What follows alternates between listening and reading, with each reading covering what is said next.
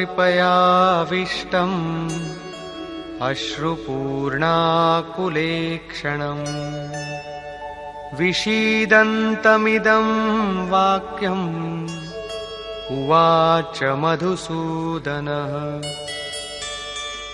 করুণা ব্যাপ্ত অশ্রুপূর্ণ ব্যাকুল নেত্রযুক্ত অর্জুনকে ভগবান মধুসূদন অর্থাৎ মদ বিনাশক ভগবান এই কথা বললেন। শ্রী ভগবান উবাচ কুতস্ত্বাকশ্মলমিদं विषमे समुपस्थितम् अनार्यजुष्टमस्वर्ग्यम् अकीर्तिकरमर्जुन। অর্জুন, এই বিষম স্থলে তোমার এই অজ্ঞান কোত্থেকে এলো?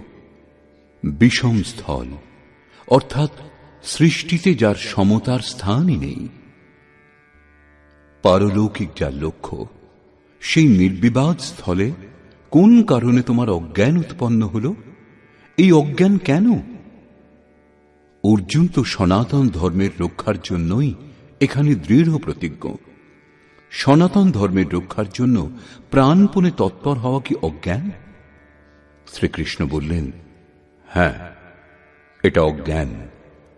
তা না হলে অতীতে কোনো না কোনো শ্রেষ্ঠ মনীষী অবশ্যই এর আচরণ করতেন।